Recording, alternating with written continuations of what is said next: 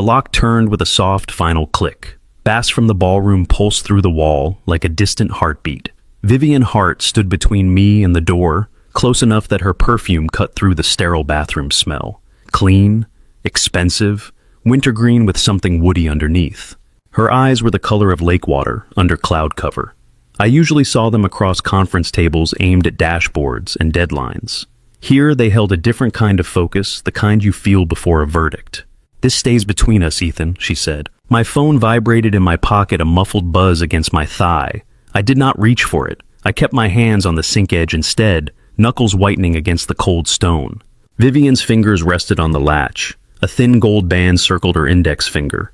When she shifted, something tapped lightly against her wrist, a scuffed leather keychain out of place on someone who wore power like a tailored coat. I nodded once. That was all I trusted myself to do. She studied me, expression unreadable. "You are leaving," she said. "My daughter," I answered. The buzz came again. I felt it in my bones. Vivian's gaze flicked to my pocket, then back to my face. "Look at me." I did. The fluorescent light flattened everything, even her, but it could not flatten the way she held herself. She had walked into Lakefront Analytics 3 months ago, and the air had changed. Jokes died in hallways. Chairs scooted in when she passed. People found reasons to arrive early.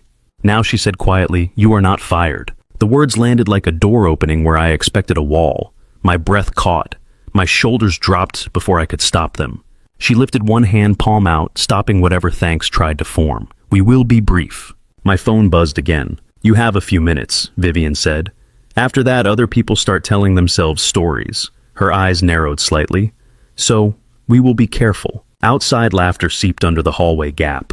The party kept rolling as if nothing in the building could change. The lock stayed turned. Vivian shifted half a step, not enough to let me pass, just enough to signal she had decided something. It felt like permission. My phone buzzed again. I blinked once hard, and the bathroom light changed into the pale wash of morning in my kitchen. The pan was already hot when I poured the batter. It hissed as it hit the metal, spreading into the dinosaur mold I had bought, because Lily had begged for it like it was magic. Bubbles rose and popped. The edges set. "Daddy, the tail is missing," Lily called from the table. "It is not missing," I said, flipping too early. The pancake tore in half. The tail stayed on the pan like it had made its own decision. Lily leaned over her coloring book and grinned. Marker stained her fingers. Her hair was a tangle I had fought with after her shower, braided loosely held by a pink elastic that never lasted a full day. "It is a T-Rex with no tail," she declared, delighted. "It is still scary." "You are still 8, I said, scraping the tail piece onto her plate. "That is why you think this is acceptable." She giggled, bright and sudden. It warmed the room in a way the radiator never managed. Outside the window, Chicago looked like wet steel. On the counter sat a second plate I had set out without thinking. Toast. A mug of coffee going cold. Beside it, an empty chair that did not match the rest. Lily's eyes flicked to that chair. Just a flick. She stabbed the tailpiece with her fork and pretended she had not looked. "Ms. Dawson said we are making family trees today," she said, and her voice went careful. "Like with branches." "That sounds fun," I said, watching the next pancake bubble. Lily colored a leaf green, hard enough to crinkle the paper. "Do I have to put Mom on it?" The batter hissed. My throat tightened. "You can put whatever you want," I said. "You can put Mrs. Ramirez. You can put Peanut." Peanut was her stuffed elephant missing one button eye. "You can put me twice if you want." Lily's mouth pulled to one side. "That is not how trees work." "Maybe your tree can," I said. She watched me for a beat too steady for a kid, then nodded as if filing the answer away. She went back to coloring. I flipped the pancake at the right moment this time. The dinosaur came out whole. I felt absurdly proud. My phone sat face down on the counter, silent for now. I did not turn it over. I knew what waited on the other side of silence, calls from school calendar alarms, the constant buzz that kept my thoughts from settling. "Can I have chocolate chips?" Lily asked. "On a school day, especially on a school day." I poured a small handful into the batter. The chips sank like dark coins. Lily's grin widened, and for a second her face looked younger, softer, like the 5-year-old who had stood in the doorway years ago, clutching a ring box because she thought it was a present. "Daddy," she said, quieter, "are you coming back after work?" My hand stilled over the pan. The question was simple. It carried everything. I turned the burner down and crossed to the table, crouching so my eyes were level with hers. There was a faint crescent on her cheek from the pillowcase. "I always come back," I said. Lily studied me like she was reading a sign that might change. "Promise." I held up my pinky. Pinky promise. She hooked her finger around mine. Her grip was small and fierce. Okay, she said like she had decided to believe me. The morning sprint followed. Shoes, backpack, a search for the missing homework folder. I found it under the couch cushion with a crayon and a quarter. Lily bounced on one foot while I tied the other shoe. Our apartment door stuck like it always did. I shouldered it open and felt the familiar scrape of paint against the frame. The hallway smelled like laundry detergent and someone's fried onions. Lily took my hand as we walked to the elevator. Her palm was warm. Mine was cold. At the building entrance, the wind slapped us both. Lily squealed and yanked her hood up. I laughed, surprised by the sound. We hurried to my car along the curb dusted with salt from yesterday's snow. As I buckled Lily into her seat, my phone buzzed for the first time that morning. I felt it like a flare. I did not look at it, not yet. I shut the car door, heard the latch catch, and stood there for a beat, with my breath fogging the air, one hand on the cold metal, listening to the city wake up. Across the street, a bus sighed at the curb doors, folding open. Lily hummed to herself behind the glass safe for now today. I slid into the driver's seat and shut my door against the wind. The heater coughed warm air that smelled faintly of dust. Lily sang softly in the back, some tune she'd made up, her words turning into hums when she forgot the rest. My phone buzzed again in the cup holder. The screen lit up. I kept my eyes on the road and drove on. Muscle memory past brick walk-ups and corner stores with metal gates half raised past a man scraping ice off his windshield like he was sanding wood. At the first long red light, I glanced down. A calendar alert. Department sync. 9:15. Mandatory. Below it, a reminder I had set myself in all caps, pick up Lily. My thumb hovered over the screen, then tapped it dark. The light turned green. I moved. Lily's school sat on a side street, lined with bare trees that rattled in the wind. The parking lot was already full of parents doing the morning drop like a practice drill. I pulled into a spot near the fence and climbed out, bracing against the cold. Lily popped her door open before I could reach her. She stepped down, backpack bouncing, and slipped her hand into mine like it belonged there. I'm going to put Peanut on my family tree, she announced. Peanut is family, I said. She nodded, satisfied. Then her gaze lifted, scanning the sidewalk, like she expected to see someone else standing with us. She did it quickly, almost casual. Her mouth stayed neutral. A teacher in a bright scarf waved from the doorway. Morning, Lily.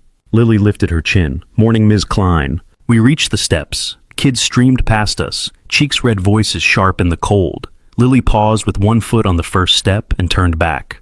You're coming back after work, she said. It was not a question this time. It was a test. I always come back, I said. Her eyes narrowed a little, like she was checking for cracks. Then she nodded once, brisk, and headed inside. Halfway through the doors, she looked over her shoulder and waved with two fingers like she was trying to be brave and cool at the same time. I stayed there a second too long, staring at the doors after they closed, letting the wind push against my jacket. Then my phone buzzed again, and the moment snapped. On the drive downtown, the skyline rose out of the gray like something built out of graphite. Lake Michigan was a sheet of dull metal to my right. Cars packed the lanes, brake lights blinking in waves. I moved with the flow, trying not to think about the meeting at 9:15, and the pickup later, trying not to do math in my head about traffic and time. Lakefront Analytics rented 3 floors in a glass building near the river. The lobby smelled like polished stone and coffee from the kiosk by the elevators.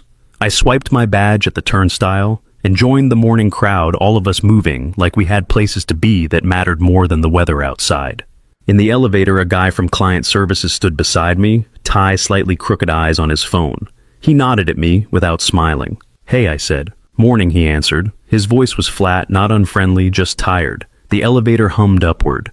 When the doors opened on our floor, the office looked like it always did at first glance. Rows of desks, screens glowing, a wall of glass conference rooms with names like Harbor and Bridge, the same smell of printer toner and burnt coffee.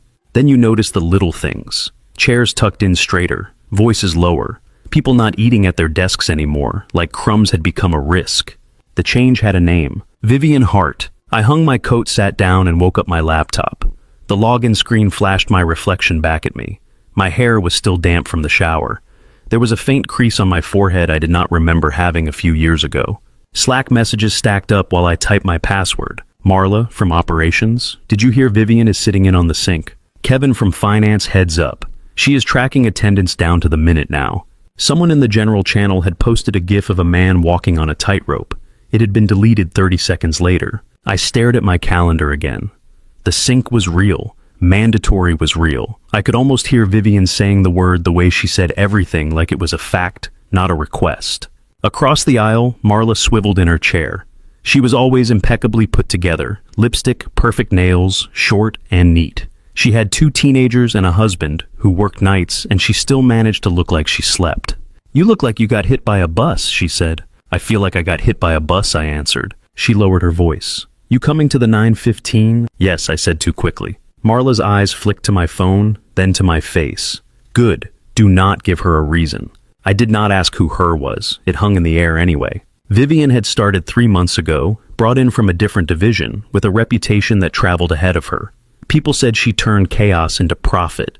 People also said she did it with a smile you never saw coming. 2 weeks after she arrived, 12 desks on our floor went empty. Some were layoffs. Some were role realignments, which meant people got moved to places where they quietly quit. No one talked about it above a whisper, but everyone had seen the list of names disappear from the directory like they had never existed. I told myself I was safe because my work was good, because my client feedback was strong, because I solved problems that other people did not want to touch. Then Lily got sick one Monday morning with a fever that made her skin too hot and her eyes glassy. I missed a big planning meeting and sent my notes late. A week later, her teacher called during a client presentation because Lily had bolted out of class during Family Roots Day, crying, "My mom is gone," and there I was in a conference room, pretending I could keep my voice steady while I asked the client to excuse me for one moment. My work was still good. My reliability was not. The sync meeting started in Harbor. The room was all glass walls and whiteboards with old marker smudges. I arrived early and chose a seat near the end where I could keep my shoulders against the wall and pretend I belonged there by choice. People filed in settling like they were placing themselves on a map. Marla sat 2 seats away. Kevin sat across tapping his pen against his notebook. No one spoke above a murmur. The door opened and Vivian walked in. She wore a dark blazer that looked like it had been designed to make her immune to small talk. Her hair was pulled back simple, precise. She carried a tablet and a thin folder. No coffee, no water bottle. Nothing that suggested she had human needs. She did not waste time greeting anyone. She set her tablet down, looked around the table, and nodded once. "Good," she said. "You are on time." It was the kind of sentence that sounded like a compliment, until you realized it was also a warning. She tapped her tablet and the screen on the wall lit up with a dashboard. Charts, percentages, red and green blocks arranged like a scoreboard. "Results," Vivian said. "Client satisfaction, throughput, resolution time." She moved through the categories with a calm voice that made each number feel personal. Then she stopped on a section titled Reliability. My stomach tightened. "This," she said, "is where we bleed." No one breathed. Vivian looked at the chart like it offended her. "You are talented. I can see that." Her eyes swept the room, pausing on faces like she was matching them to data points. But talent is not useful if it is not consistent. She tapped again and the chart broke into teams. I felt sweat prickle under my collar. The heater in the conference room was too high. My tie suddenly felt like a hand.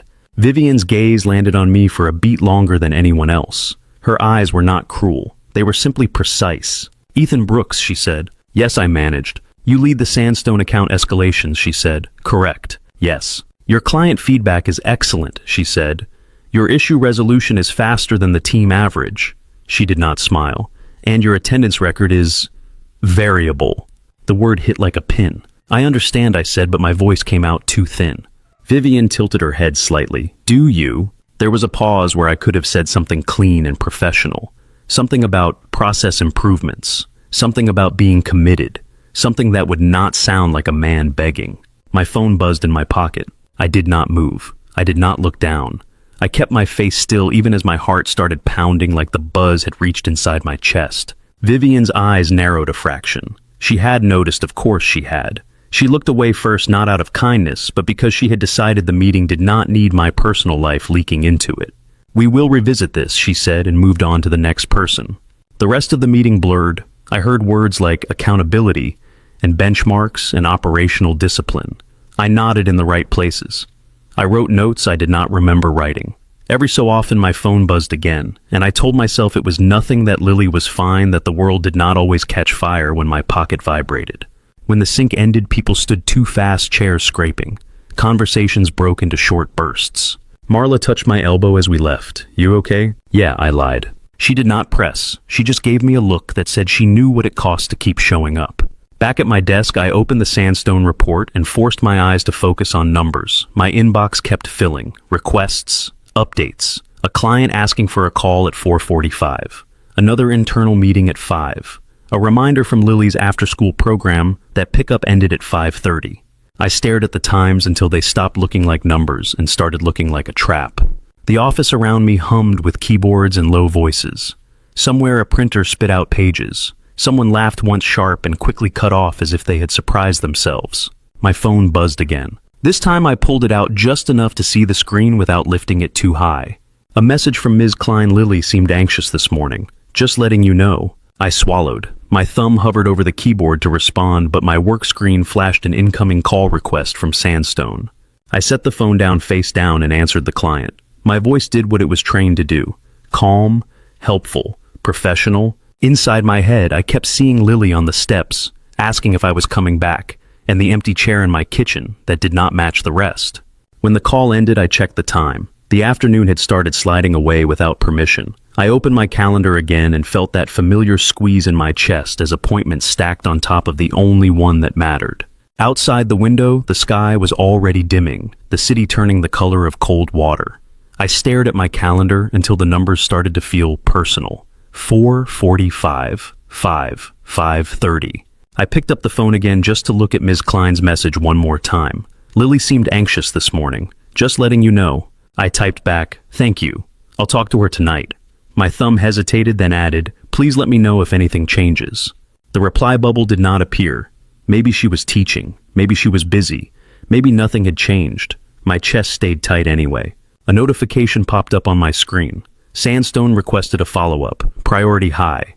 I clicked into the file, forced my eyes to track line items, forced my brain to do what it had always done before Lily. Fix things. Smooth edges, make numbers behave. But every few minutes, my gaze jumped to the bottom right corner, where the clock sat like an accusation. At 4:38, the client call that was supposed to be 15 minutes turned into 30. Then 40. I listened to a man talk about risk and timelines and deliverables, and I kept picturing Lily's small body on the school steps, one foot lifted, waiting for me to say the right thing. At 5:10, I tried to steer the call toward an ending. Just to recap, I said, voice steady, we can deliver the revised report by tomorrow morning. Does that cover what you need? There was a pause, then the client said, one more thing. The words hit like a door slamming. I glanced at the glass wall of the conference room. Outside, the office lights reflected back at me, a grid of pale squares. People moved behind the glass blurred. No one looked like they were counting minutes the way I was. At 5:28, I ended the call with a final polite, we'll handle it. My chair scraped as I stood. I grabbed my coat and my bag moving fast, but trying not to look like I was running. At the elevator bank, Kevin from finance stepped up beside me, jacket already on. Leaving, he asked. Pick up, I said. He gave a tight nod. Good luck. The elevator took forever. When the doors finally opened, I slid inside and watched the numbers crawl down. My phone buzzed once. I pulled it out. After school program pickup window ends in 2 minutes. My stomach dropped. I started typing. On my way, stuck downtown. Please hold her. But the elevator doors opened, and I broke into a jog across the lobby instead. The wind outside hit like a slap. I ran to the garage, feet skidding on salt grit. The car was cold inside the steering wheel, like ice.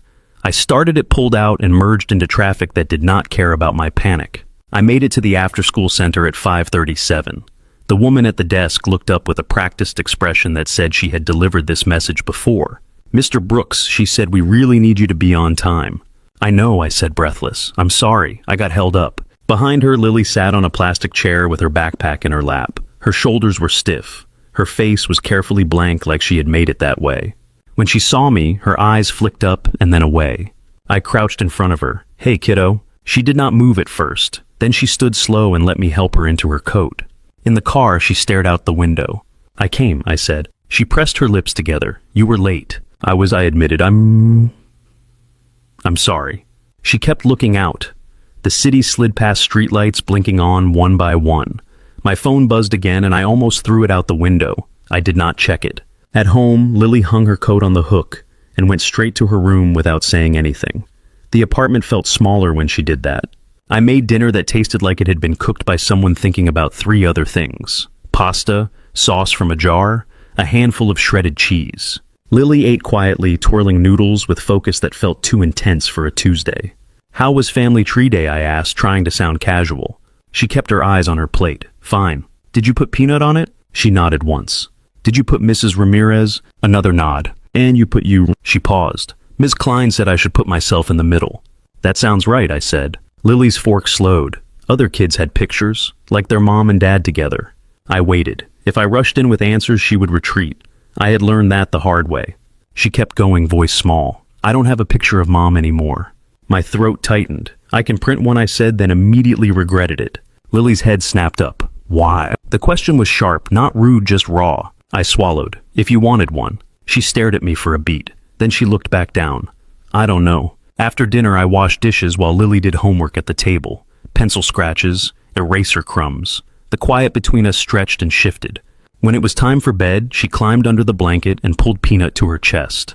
I sat on the edge of the mattress the way I always did and read 2 chapters of the book she'd picked from the library. A Girl and a Dog Solving Mysteries. Lily liked the parts where the dog always came back. Halfway through the 2nd chapter, her eyelids drooped. "Daddy," she murmured, words thick with sleep. "You're coming back tomorrow, too." "I always come back," I said, soft. She nodded like she had heard it in a dream, then rolled onto her side. I waited until her breathing deepened. I stood carefully and closed her door almost all the way, leaving the crack she liked, so a sliver of hallway light cut across her floor. In my own room, I opened my laptop and stared at my resume. The cursor blinked patient. I updated a line about project leadership. I added a bullet about client retention. The words looked clean and confident, like they belonged to someone who slept 8 hours and did not measure his life in pickup windows. I closed the laptop without saving. The next week was a string of small collisions. On Wednesday, Lily woke with a sore throat and watery eyes. She told me she felt fine, then coughed hard enough to bend forward. I checked her forehead with my palm. Too warm. "I'll take you to urgent care," I said. She nodded, already quieter than usual. At the clinic, the waiting room smelled like disinfectant and wet wool. A toddler cried in the corner. A television played muted news with captions scrolling. Lily leaned against my side, her head heavy on my shoulder. My phone buzzed. A meeting reminder. Quarterly planning, 9:30. I texted Marla with one hand, Lily's hair tickling my wrist. "Lily is sick. I'm at urgent care. I can join late or send notes." Marla replied fast. "Vivian will be there." My stomach clenched. The nurse called Lily's name. We went back. Swab. Tears in Lily's eyes. A sticker offered as consolation. The doctor said strep and handed me a prescription. Lily held my hand tight, like the clinic had reminded her that bodies could betray you. Back in the car, I called into the meeting on speaker. My voice was calm, my heart was not. "We're reviewing the resource allocation," someone said. I listened, trying to keep up, trying not to miss my turn. Lily coughed in the passenger seat, small and miserable. The sound cut through everything. There was a pause on the line. Vivian's voice came in clean and controlled. "Ethan." "Yes," I said. "Are you driving?" "I'm parked," I lied, gripping the steering wheel. "Good," Vivian said. "Your input on sandstone." I answered fast, precise. I gave the numbers. I gave the solution. For a minute, I felt like myself again, useful and competent. Then Lily whispered hoarse, "Daddy, can we go home?" My voice caught. "Yes, sweetheart." There was another pause. Vivian did not comment. She simply said, "Send your notes within the hour." "I will," I said. When I hung up, Lily looked at me. "Was that your scary boss?" I forced a smile. "She's not scary." Lily's eyes narrowed. "You don't sound like you believe that." I did not answer. I started the car and drove home through slushy streets, the wipers squeaking. At work the next day, I arrived 7 minutes late because the pharmacy line had wrapped around the aisle. I slipped into my chair and tried to disappear into my screen. Vivian walked past my desk an hour later. She did not stop. She did not look at me. She kept moving with that steady, deliberate pace. But my computer pinged. A calendar invite from Vivian Hart. 15 minutes. No agenda. My palms went damp. I stared at the invite until the words blurred. Marla appeared at my desk, holding a paper cup of coffee that smelled burnt. "Breathe," she said under her breath. "She's doing these with everyone." "With everyone who is late?" I asked. Marla's lips pressed together. "With everyone who is on her radar." I did not know if that was supposed to comfort me. When the time came, I walked to bridge the smaller glass room near the windows. Vivian was already inside, tablet on the table, hands folded. She did not offer me a seat. She waited until I sat anyway. Her eyes flicked down to her screen, then up. "Your work," she said, "is strong." I blinked. I had been bracing for impact. Compliments felt like bait. "Thank you," I said carefully. Vivian's gaze did not soften. "Your reliability is not." There it was. "I'm doing what I can," I said. "I do not doubt effort," Vivian replied. "I measure outcomes." I swallowed. My daughter is sick sometimes. School schedules shift. I stopped. I did not want to say it. The words felt like exposing Lily to a room that did not deserve her. Vivian watched me. Not impatient, not kind, just waiting. "I don't have backup," I finished. Vivian nodded once like she had logged the information. Understood. That was all. She tapped her tablet. "I expect improvement." Then she stood signaling the meeting was over. I left Bridge feeling like I had walked through a metal detector and been told the alarm would go off next time. That night, Lily's fever broke. She ate half a banana and asked for her favorite show. I sat beside her on the couch, with a blanket over both of us, her head tucked into my side. Outside the window, snow fell in thin, lazy flurries. Mrs. Ramirez knocked around 8, holding a container of soup like it was a peace offering. "Any better?" she asked us softly. "Better," I said. She looked past me at Lily, then back at my face. Her eyes were warm and sharp. "You look tired, mijo," she said. "I am," I admitted. Mrs. Ramirez set the soup on the counter. "You were doing 2 jobs. "Feels like 3, I said, trying to joke. She did not laugh. She touched my arm briefly, light as a tap. "Call me if you need." I nodded, grateful in a way that made my throat sting. The next morning, back at my desk, an email popped into my inbox with a bright banner and too many exclamation points. Lakefront Holiday Gala, attendance strongly encouraged. The location was a downtown hotel. The time was 8 p.m. The dress code was formal. At the bottom, in smaller text, there was a note about leadership, visibility, and team culture. My phone buzzed in my pocket, a quiet reminder of pickup times and bedtime routines. I stared at the invitation until the screen dimmed, then moved my mouse to wake it again. The bright banner returned, cheerful and insistent. Holiday Gala, leadership, visibility, team culture. The kind of words that sounded harmless until they didn't. I clicked accept. The decision sat heavy in my chest the rest of the day. Every time I looked at the clock, I saw 2 clocks at once. One in the office counting toward the evening, one at home counting toward bedtime. On the afternoon before the gala, Lily's teacher sent a short note in her folder. "Lily participated today." Still a little quiet. "Ethan, thank you for checking in." I read it twice, then slid the paper into my laptop bag like it was something fragile. At 5, I picked Lily up from her program on time. The staff member behind the desk gave me a look that was almost surprised. "See," I told Lily as we walked to the car, "I can do it." She climbed into her seat and buckled herself, hands fast and practiced. One time she said, not unkind, just honest. At home, she dropped her backpack by the couch and went straight to the kitchen. She opened the cabinet where I kept the pancake mold, as if checking it was still real. "Is it Wednesday?" she asked. "It is not," I said. She shut the cabinet softly. "Okay." I warmed leftovers for dinner while she colored at the table. Peanut sat beside her, propped against a pencil cup, like he was supervising. Lily hummed under her breath. It was a tune that sounded like comfort. Halfway through dinner, she looked up, sauce on her lip.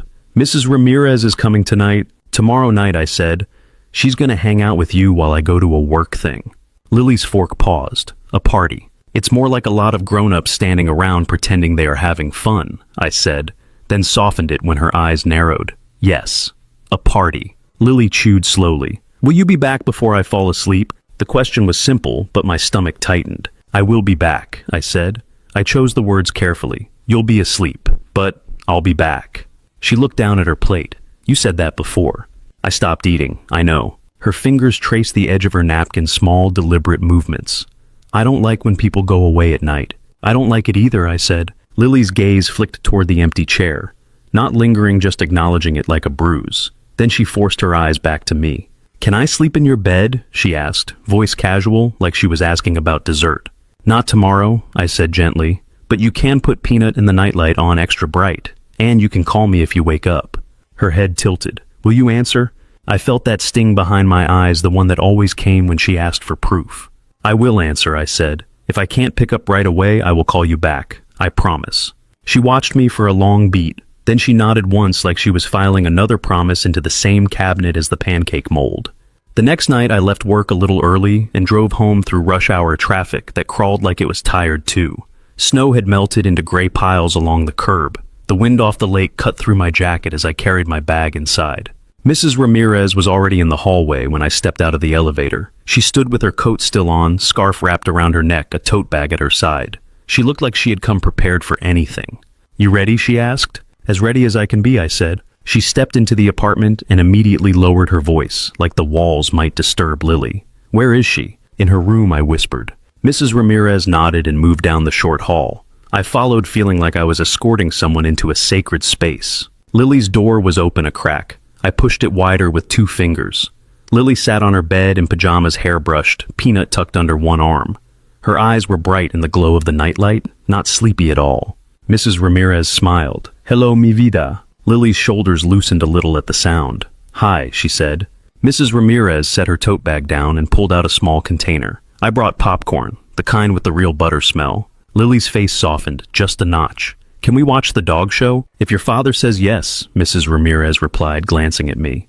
I nodded. "Dog show is fine, no scary movies." Lily rolled her eyes, but it was the kid version of a truce. Fine. I went back to my room to change. My suit hung in the closet like a costume I never got comfortable wearing. I pulled it on, buttoned the jacket, and felt the fabric pinch at my middle. I stared at myself in the mirror and tried to smooth down the crease between my brows with my thumb. In the living room, Lily sat on the couch with Mrs. Ramirez. The dog show played on low volume. A golden retriever trotted across the screen as if it had a secret. Lily looked up when I came out in my suit. Her eyes widened, then narrowed. "You look like a lawyer," she said. "I am not a lawyer," I said. She pointed at my tie. "Too tight." I loosened it slightly. "Better." She studied me like she was checking for cracks again. "Are you going to be nice at your party?" I snorted softly. "I'm going to be polite." "That is not the same thing," she said, and Mrs. Ramirez made a quiet sound that might have been a laugh.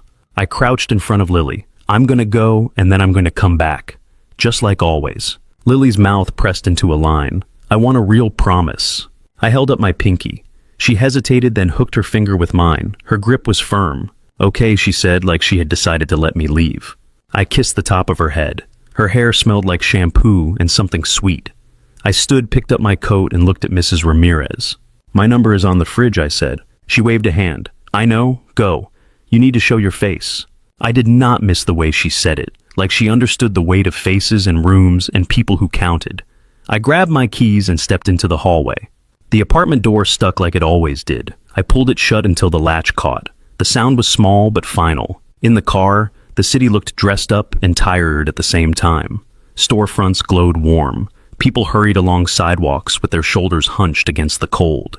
I drove downtown following the flow of taillights, feeling the knot in my chest tighten every time my phone shifted in my pocket.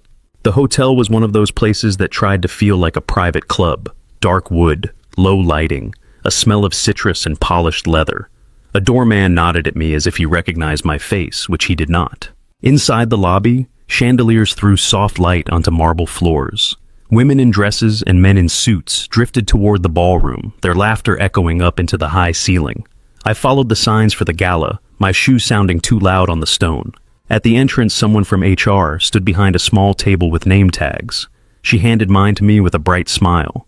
"Ethan," she said, like we were old friends. "Glad you made it." I pinned the tag to my lapel and forced my mouth into something that looked like a smile. Wouldn't miss it. The ballroom doors opened and sound spilled out. Music, voices, clinking glasses. Warm air wrapped around me, carrying the smell of food that looked pretty and would not fill anyone up. The room was full of people I knew from email threads and conference calls. Tonight they were holding drinks instead of laptops. Some of them looked looser, louder. Some looked like they were still at work, just with dimmer lighting. A long table near the back held trays of appetizers arranged like art, tiny skewers, small circles of bread topped with salmon, a bowl of olives that glistened under the lights. I took one of the skewers and ate it in 2 bites, then realized I was still hungry. "Ethan," a voice called. Marla approached wearing a red dress that made her look like she belonged in a different life. She held a drink in one hand and a small plate in the other. "You came," she said, and there was real relief in her eyes. "I told you," I said. Marla leaned in slightly. "Vivian is here." My stomach tightened. "Of course she is." "She arrived early," Marla said. "She has been working the room like it's another meeting." I nodded, eyes scanning without meaning to. I saw Vivian near the center speaking to 2 senior managers. Her posture was perfect. Her expression was composed. She held a glass, but I did not see her drink from it. Even at a party, She looked like a person who belonged to the building. Marla watched my face. "Just be normal," she said. "Smile, say hello, do not bolt." "I'm great at not bolting," I said, and we both knew it was not true. Marla touched my arm. "How is Lily?" The question landed softly, and my chest loosened for a second. "Better," I said. "Still, you know." Marla nodded, understanding more than she said. "Mrs. Ramirez is with her tonight." "Yeah," I said. "She's good. Lily likes her." "Good," Marla replied, and her eyes flicked to my pocket as if she could hear my phone. I checked it without pulling it out, a familiar phantom sensation. No buzz, no sound, just the weight of it. Marla lifted her drink. "Go circulate. I have to talk to Kevin before he starts explaining tax codes to someone who didn't ask." She left me with a quick squeeze to the shoulder, and I stepped deeper into the room. I shook hands. I nodded. I laughed at things that weren't funny. Someone from sales told a story about a client who tried to pay an invoice with gift cards. A developer complained about the music being too loud for networking. I responded with the right sounds while my eyes kept drifting to the exits, the doors, the little signs that marked hallways. My phone stayed quiet. That was somehow worse. I found a spot near the edge of the crowd where I could see the room without being in the middle of it. I picked up a second appetizer, something crunchy and warm, and ate it while watching people move. Laughter rose and fell in waves.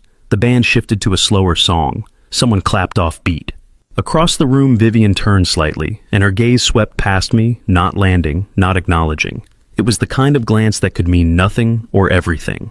I reached into my pocket and touched my phone through the fabric, just enough to reassure myself it was there. It was warm from my body heat. It felt like a heartbeat that did not belong to me. I took a breath and told myself to look like someone who belonged at a party. I straightened my tie and stepped forward to join another conversation, my smile already in place. A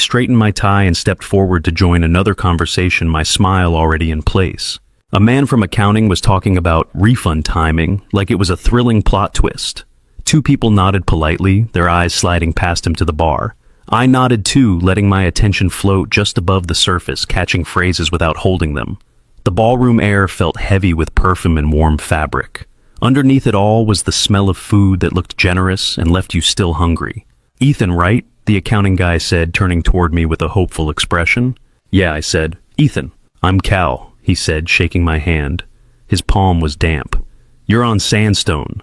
"Most days," I said. Cal launched into a story about a client who tried to submit receipts written on a napkin.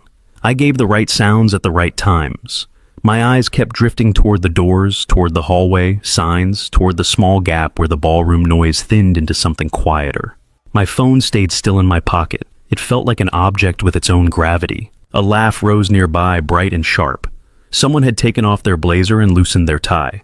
A woman from marketing danced in place for half a second when the band played the opening of a song she liked, then caught herself and smiled like it had been accidental. I tried to let my shoulders loosen. I tried to breathe like a person at a party. Cal leaned closer. "So, how's it going with Vivian?" There it was. The question people asked while pretending they were talking about weather. I kept my face neutral, busy, focused. Cal's eyebrows lifted. "That's one way to put it." I let out a small laugh that did not reach my chest. "She has high standards." Cal's mouth twisted. "She has a list." "What list?" I asked, even though I already knew the answer would make my stomach tighten. Cal lowered his voice. "People she thinks are dragging the department down." My throat went dry. "That's everybody," I said.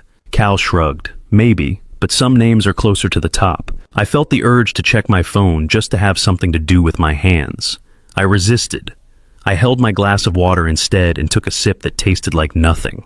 Cal kept talking. "I saw her last week pull up some dashboard on her tablet. She stared at it like it was personally insulting." I pictured Vivian in the conference room, eyes steady, voice calm, saying reliability like it was a diagnosis. "Yeah," I said, "that sounds like her." Across the room, the band shifted into a louder song. People clapped, some of them off beat. The lights over the dance floor brightened slightly, turning faces softer, blurrier at the edges. For a moment, the room almost looked like it wanted to be joyful. Then my phone buzzed. The vibration was small, but it cut through everything. It pressed against my thigh like a warning. My body reacted before my mind did. My shoulders tightened. My pulse jumped. I felt heat rise behind my ears. I slid my hand into my pocket and pulled the phone out low, keeping it close to my body, angled away from Cal. A text from Mrs. Ramirez. "Lily woke up crying. Bad dream. She wants you." The words did not blur. They sharpened. The noise of the ballroom faded into a dull roar behind them. I typed back with my thumb fast and clumsy. I'm leaving now. Hold her for me. Tell her I'm coming. The message sent. No reply yet. Cal was still talking, but his mouth was moving in slow motion now. I forced my eyes up. Sorry, I said, voice steady, even though my ribs felt too tight. Family thing. Cal's face shifted into something sympathetic. Yeah, go. I nodded once too quick and stepped away. My heart was beating hard enough that I could feel it in my throat.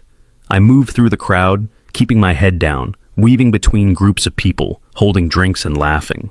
The room seemed suddenly crowded, like someone had tightened the walls. The air felt thick. My suit jacket scratched at my neck. As I walked, I kept seeing Lily's face in my mind, eyes wide in the nightlight glow, asking if I would come back. Promise her pinky, hooked around mine like an anchor. My phone buzzed again. I did not need to look to know it was her, or the nightmare, or Mrs. Ramirez saying she was upset. My hand shook slightly as I pulled the phone out. Mrs. Ramirez again. She is asking if you are gone. She thinks you disappeared. The words hit like a punch. My stomach rolled. I typed back. Tell her I am on my way. Tell her I always come back. I shoved the phone into my pocket and moved faster, shoulders hunched, eyes fixed on the ballroom doors. A waiter stepped into my path with a tray of champagne flutes. I dodged around him, murmuring an apology that came out ragged. Someone brushed my sleeve and said my name like it was a greeting. I kept going. The exit was 10 feet away. I was close enough to see the darker hallway beyond the doors, the place where the music thinned out and you could hear your own thoughts. Then a voice said calmly, Ethan. I stopped like I had hit a wall. Vivian Hart stood near the edge of the crowd, half turned toward me. She held her glass the way she held everything, as if it was part of her job. She was not smiling. Her expression was composed, but her eyes were sharp, fully present. For a second, I could not tell if she had been watching me the whole time, or if she had simply noticed the shift in the room, the way some people notice temperature changes. I forced my face into something polite. Ms. Hart. Her gaze flicked to my pocket, not overtly, just enough to let me know she had clocked it. You are leaving, she said. It was the same sentence she had said in my head 1,000 times. In my imagination, it always came with consequences. Yes, I said. I tried to keep my voice neutral. Family situation. Vivian's eyes held mine. The music was loud around us, but there was a stillness in the space between her and me that made it feel like the room had stepped back. How urgent, she asked. The question surprised me. It was not friendly, but it was not a trap either. It sounded like a person collecting facts. Now, I said. My daughter woke up. She's scared. Vivian's jaw tightened slightly, then relaxed. Her gaze shifted past me, taking in the doors, the hallway, the flow of people. She looked like she was calculating the shortest route. Who is with her? She asked.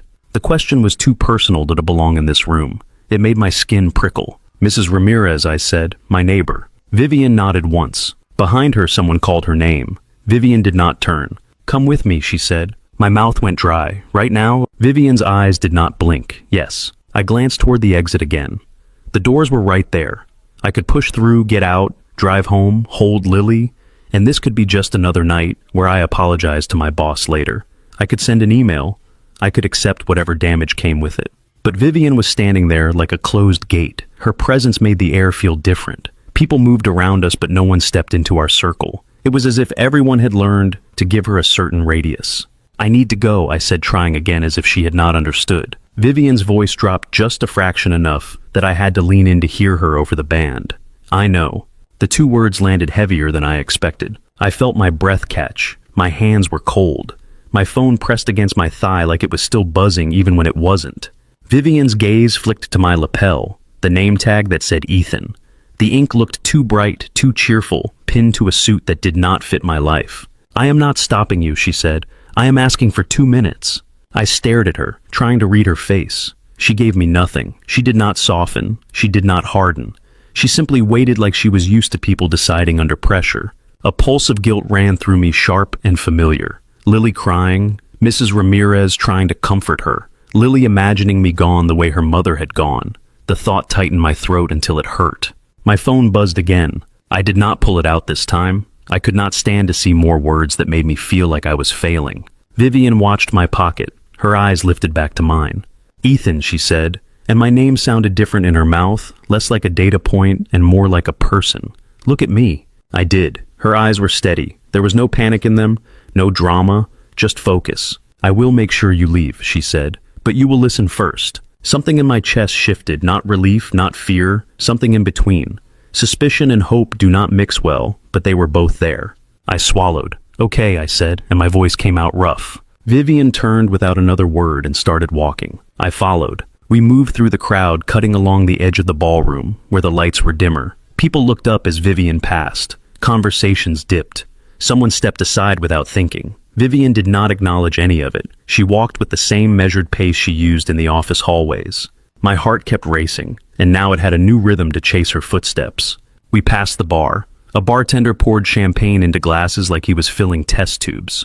The smell of citrus and alcohol mixed with perfume and warm fabric. My mouth tasted like metal. As we reached the ballroom doors, I heard someone laugh too loudly, the kind of laugh that means they are trying to prove they belong. I wondered if I ever sounded like that at these events. Probably. The hallway outside was cooler. The music dropped muffled behind the doors. The hotel lights here were brighter, less flattering, more honest. A carpet with a geometric pattern stretched toward restrooms and service corridors. Vivian did not slow down. She moved toward the signs for the restrooms. My stomach dropped. The last thing I needed was a private conversation with Vivian Hart in a hallway where people could walk by. The last thing I needed was anything that looked like secrecy. Ms. Hart, I said, keeping my voice low, can we do this tomorrow? Vivian did not turn her head, no. I followed my shoes quiet on the carpet. The farther we got from the ballroom, the more I could hear my own breathing. The buzz of my phone felt imaginary now, a ghost sensation that still made my skin crawl. At the restroom corridor, a couple walked past us, arms linked, laughing softly. Vivian's posture did not change. She waited until they were gone, then continued. My throat tightened. My daughter, I said again. Vivian stopped. She turned fully to face me. In the bright hallway light, I could see small details I never noticed in the office. A faint line at the corner of her mouth, like she held her expressions back by force. A tiny scuff on the toe of her shoe. The same scuffed leather keychain looped around her wrist, worn and out of place. Her gaze stayed on my face, not my pocket. I heard you, she said. 2 minutes. I nodded once, because my body did not know what else to do. Vivian turned and walked to the women's restroom door. She reached for the handle. Then she looked at me, eyes steady, voice low enough that the hotel air itself seemed to lean closer. Follow me, she said. Vivian pushed the women's restroom door open as if it were another conference room. She glanced inside first. The space was empty, bright under fluorescent lights, too clean to feel real. Beige tile, a row of sinks with chrome faucets, a long mirror that made everything look flatter and more exposed. She stepped in and held the door for me without ceremony. I hesitated on the threshold, a stupid reflex, a fear of being seen walking into the wrong place, of rumors forming faster than facts. The hotel hallway behind us felt suddenly loud even without the music. Vivian's eyes met mine, not impatient, not gentle, decisive. I went in. The door shut, and the ballroom sound dropped into a muffled thrum again. Vivian reached back and turned the lock. The click was soft, final. My phone vibrated in my pocket. I did not pull it out.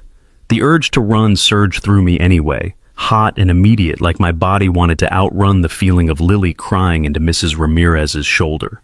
Vivian stayed close to the door for a beat, listening, as if checking that no one would knock, no one would come looking. Then she walked to the sink, set her glass on the counter, and faced me. 2 minutes, she said. My voice came out tight. Ms. Hart, my daughter is scared. I know, Vivian replied. The way she said it made it sound like a fact she had already filed. Not something she doubted. Not something she wanted explained. She lifted her tablet, tapped once, then looked up. Ethan Brooks, Sandstone Escalations. 8 months on the account. Strong technical outcomes. I swallowed. My throat felt dry enough to crack. Vivian continued, eyes shifting briefly to her screen and back. Client satisfaction ratings are among the highest in your group. Your resolution time is excellent. Your written communication is clear. I did not trust it. Compliments from Vivian felt like the calm before a cut. She paused just long enough for my chest to tighten. Your attendance, she said, is not. There it was again. The same word from the meeting. The same shape of pressure. I'm doing everything I can, I said. Vivian's gaze held mine. That is not the question. I blinked, confused. The question, she said, voice steady, is whether your current pattern is sustainable. My phone vibrated again. The buzz pressed into my thigh like a reminder with teeth. I forced myself to stay still. No, I said quietly, it's not. Vivian nodded once as if I had finally said something accurate. You understand the problem. I understand it, I said, and my voice cracked on the last word. I cleared my throat and tried again. I don't have anyone else. It's me. It's been me. Vivian's expression did not change. She absorbed the sentence like she absorbed numbers. She scrolled on her tablet. Your late arrivals and absences cluster around specific dates. I stared at her. What does that mean? It means Vivian said they align with school holidays, early dismissal days, and typical pediatric sick patterns. The clinical precision made my stomach twist. It sounded like she was talking about weather, not my life. I felt heat rise in my face. You tracked my daughter. I tracked Dada, Vivian corrected. It is my job. I held her gaze, trying to keep the anger from turning into something sloppy. My daughter is 8. Her mother is not involved. Vivian did not flinch. I know. The words landed hard. Not because they were unexpected, but because they were said without any softness. How I asked, and it came out sharper than I meant. Vivian set the tablet down on the counter. Her fingers spread lightly on the edge, palms flat. Human Resources maintains records. Emergency contacts, benefit forms, dependents. You listed one child, no second parent. My chest tightened. I hated hearing it reduced to forms and boxes, but the truth was the truth. Lily existed in a system that did not care about her nightmares, only her status. I looked away toward the mirror and saw myself. Suit, name tag, eyes a little too wide. I looked like a man trying not to drown in a shallow pool. Vivian's voice stayed even. Your manager noted schedule conflicts. Several instances. The pattern is consistent. I turned back to her. So, what you're here to tell me I'm a problem employee? Vivian held my gaze without blinking. I am here to decide what to do with a high-performing employee whose metrics are unstable. My phone buzzed again. I felt my teeth clench. My kid is not a metric. Vivian's eyes flicked just once to my pocket, then back to my face. No, she said, and there was a slight shift in her tone. Not warmth exactly. A change in pressure. She is not. The bathroom felt too bright. The air smelled faintly of citrus cleaner and someone's expensive hand lotion. Somewhere in the wall, a fan hummed steady and indifferent. Vivian picked up her tablet again. Her hand moved with the same controlled economy I had seen in meetings. Tap, scroll, pause. I reviewed your file extensively, she said, because I do not like surprises. My mouth went dry again. I didn't mean to become one. Vivian looked up. I believe you. That surprised me more than anything. Not the words themselves, but the fact she said them without sarcasm. I took a breath and tried to keep my voice from shaking. If this is about tonight, I can make up hours. I can come in early. I can stay late. Vivian's expression tightened slightly, then released. You already do. I blinked. She pointed at the screen, not showing it to me, just indicating its existence. Your completed work volume is high. Your timestamps show after hours activity, weekends, early mornings. A small bitter laugh escaped me before I could stop it. That's the only time the world is quiet. Vivian watched me carefully. The corner of her mouth twitched not into a smile, but into something that suggested she understood the sentence in a way that was not professional. You are compensating, she said. You are patching holes. I thought of Lily asleep with Peanut under her arm. I thought of my laptop glowing on the kitchen table at midnight. I thought of my own body always tired, always braced. Yes, I said, I am. Vivian set the tablet down again. She rested her hand beside her glass. The scuffed leather keychain tapped softly against her wrist. A small sound that suddenly mattered because it was the only sound she made that was not controlled. You were correct earlier, she said. I frowned. About what? About this staying between us, Vivian replied. I stared at her. Why? For the first time since she stopped me in the ballroom, Vivian looked away. Not from discomfort, from calculation. As if choosing a line she did not often cross. Then she looked back. Because my role requires distance, she said, and because personal history can be used as leverage. The words were blunt, honest in a way I had not expected. My phone buzzed again. I wanted to pull it out so badly my fingers tingled. I did not. Vivian's voice lowered. I was raised by a single father. The sentence hung in the air, strange and heavy, like a dropped object you did not expect to make noise. I stared at her. Vivian Hart, who walked through the office like she owned the floor under her shoes. Vivian Hart, who spoke in numbers and outcomes. Vivian Hart, who had turned 12 names into empty desks without blinking. My mother died when I was young, she continued. She said it the way she might say a quarterly figure, flat, controlled. But her eyes changed slightly, darkening, focusing inward for half a second. I swallowed. I'm sorry. Vivian lifted one hand, a small stop. Do not. I froze. It was a long time ago, she said, and sympathy makes people sloppy. The line sounded like something she had learned the hard way. My chest tightened anyway. Okay. Vivian looked at me with that steady, lake-colored gaze. He worked constantly. He was always exhausted, always choosing food or time, rent or rest, presence or provision. Each phrase came out measured, almost clipped, but the accumulation of them hit like a series of quiet knocks. I did not know what to do with the image. I pictured a man I had never met, shoulders bent, hands rough, watching a clock like it was a threat. I pictured a little girl waiting at a window, telling herself she was fine. Vivian's fingers brushed the scuffed leather keychain again, absent-minded. He kept me alive, she said. He did not always feel like he was living. My throat burned. That sounds familiar? Vivian's eyes flicked to mine. There it was. A small acknowledgement. Not comfort. Not friendship. Recognition. So, I said, and my voice sounded strange in the bright bathroom. This is why you're doing this in here. Vivian exhaled through her nose, a controlled release. This is why I reviewed your file personally. My phone buzzed again. I felt my body jolt with it. Vivian noticed. Her gaze stayed calm. You are worried she will believe you are gone, she said. I stared at her, startled. She continued, voice quiet but firm. Not just tonight. In general. I swallowed hard. Yes. Vivian's expression did not soften, but something in her eyes sharpened, as if she had found the true problem under the surface one. I am not firing you, she said. The words took a second to register, like my brain had to reread them. I blinked once, then again. Relief hit so fast my knees went weak. I reached back without thinking and put my hand on the counter edge. The stone was cold and solid. My lungs pulled in air like they had been underwater. Vivian watched me, her face unreadable, but she did not interrupt the moment. She let it exist small and private in a locked room that smelled like cleaner and wintergreen perfume. My phone buzzed again, persistent. I closed my eyes for half a second, pressed my palm harder to the counter, and tried to steady the shaking that had started in my hands. I opened my eyes and stared at the faucet as if it could give me instructions. My phone vibrated again, stubborn warm against my thigh. The stone beneath my palm felt steady in a way I wasn't. Vivian watched me without moving. Her face stayed composed, but she did not look away. She let me take the breath like she had granted it. Thank you, I said, and the words came out rough, scraped raw by panic. Vivian lifted her hand. 2 fingers, small stop. Do not thank me yet. My stomach tightened again. Relief was never allowed to settle. Not in my life, not in hers. I'm not finished, she added, calm as ever. I swallowed. Okay? She picked up her tablet, tapped once, then slid it into a slim portfolio tucked under her arm. That movement did something to the room. It shifted the moment from analysis to decision. Vivian reached into the inside pocket of her blazer and pulled out a card case. Black leather. No logo, no shine. It looked worn at the corners, like it lived in her hand. She opened it and drew one card out with precise fingers, then held it toward me. I took it like it might vanish if I moved too fast.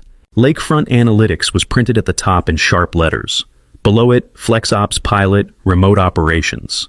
The card was thick, matte, expensive in the quiet way Vivian was expensive. It smelled faintly of paper and her perfume. I looked up at her. What is this? A program, Vivian said. We launch it next quarter. My brain tripped on the words. Next quarter, program, launch, all the clean corporate language that usually meant more work for the same pay. Vivian continued, voice steady. 3 days from home, 2 days on-site for essential meetings, flexible hours within a core window. The work must be done. The client must be covered. I stared at the card as if it might start explaining itself. You want me to apply? I said. Vivian's eyes held mine. No. The single syllable landed like a door, shutting on one path and opening another. I want you to lead it. For a second I thought I had misheard her. The bathroom fan hummed. Somewhere in the building the band hit a chorus and the muffled rhythm rose through the wall. My phone vibrated again, urgent, and I did not move.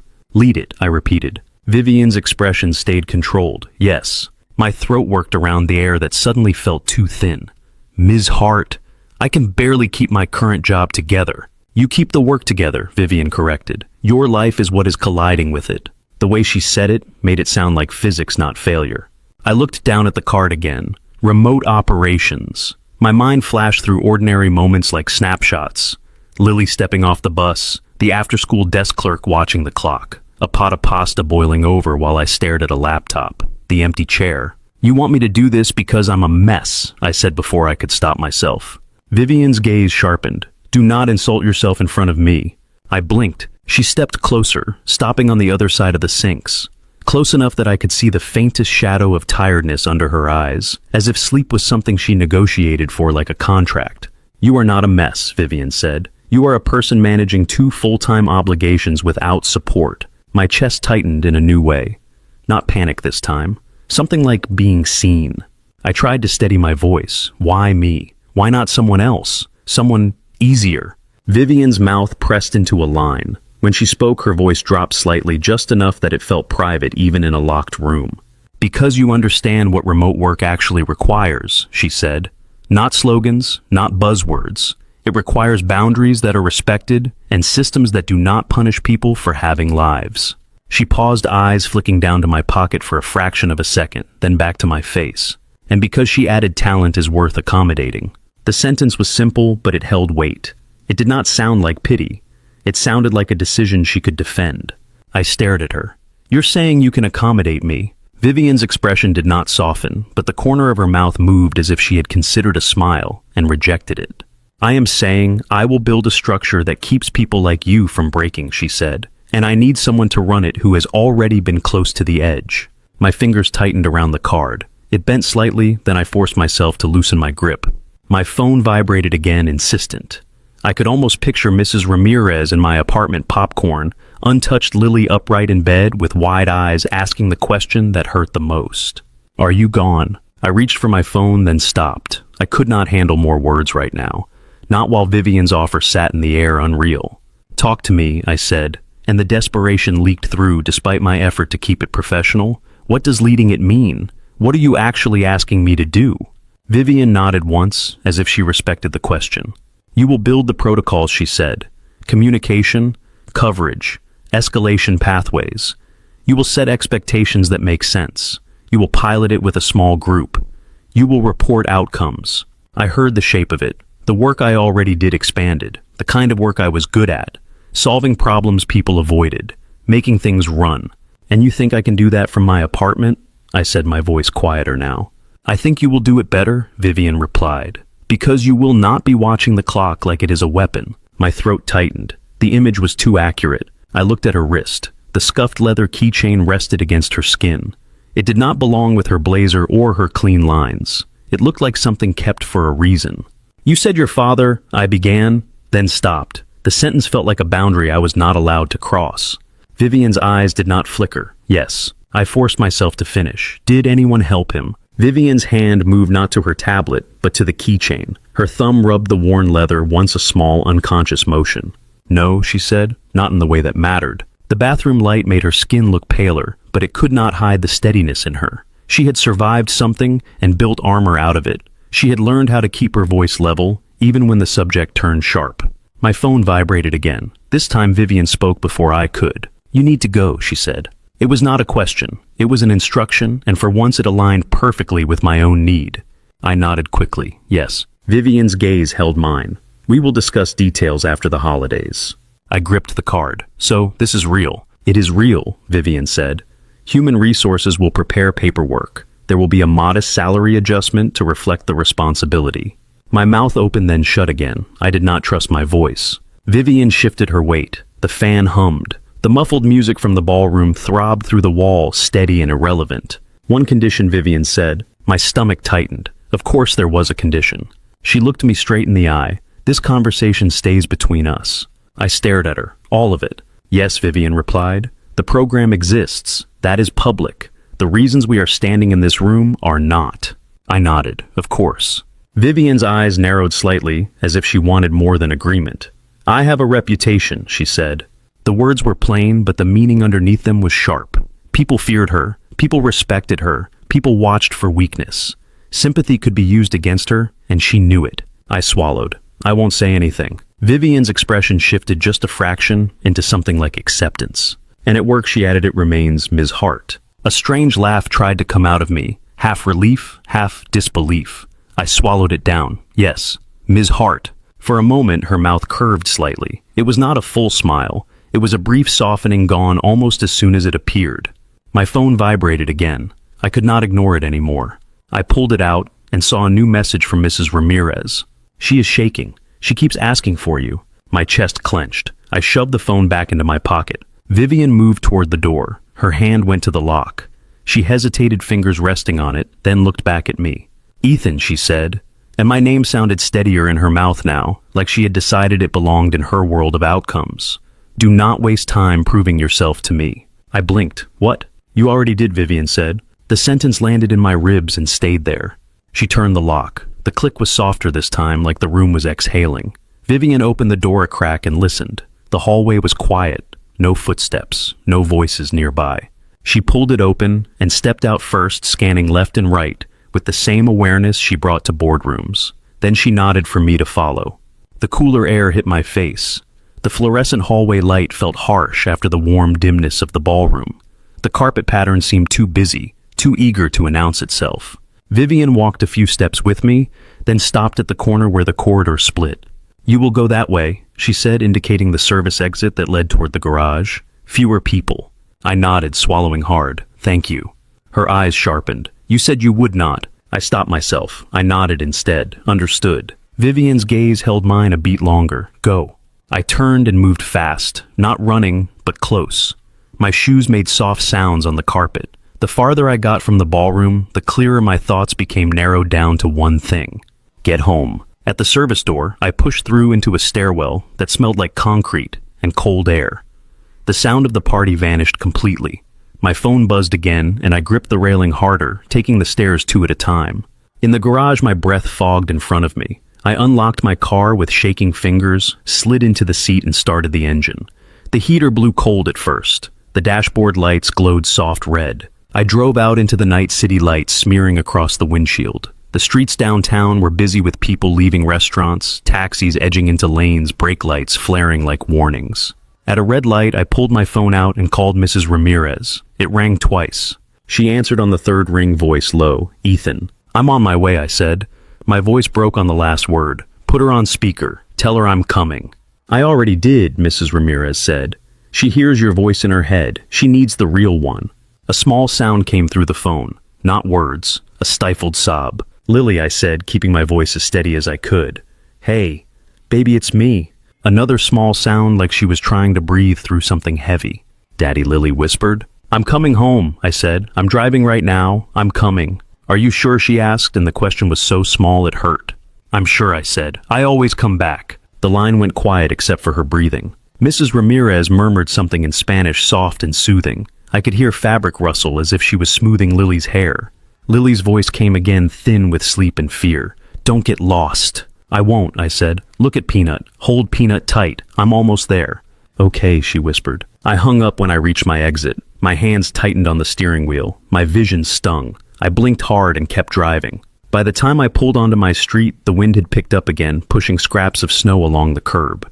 My building rose ahead, familiar and worn, the lobby lights glowing behind glass like a small promise. I parked too close to the curb and did not care. I locked the car and walked fast, my shoes crunching on salt and ice. My breath came in short bursts.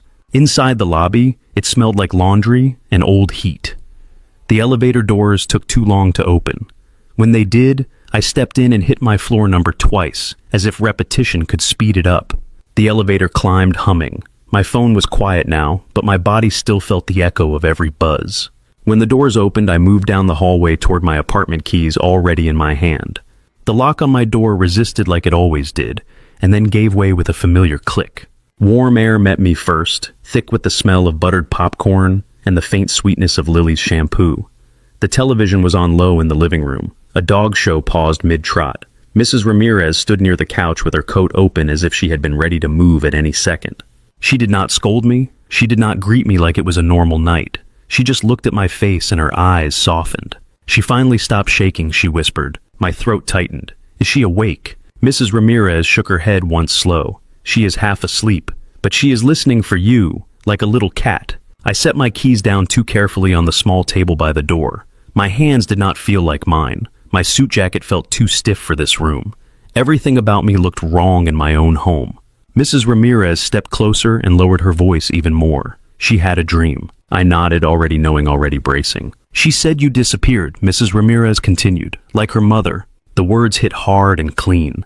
For a second I could not breathe. It felt like the air had been knocked out of the apartment. I looked toward the hallway toward Lily's door. The crack of light underneath it was thin and steady. The nightlight she insisted on, even though she told her classmates it was for babies. I was gone for 2 hours, I said, and the sentence came out like a confession. Mrs. Ramirez studied me. Her gaze was kind, but it did not let me hide. Time is different for children, she said softly. Night makes it worse.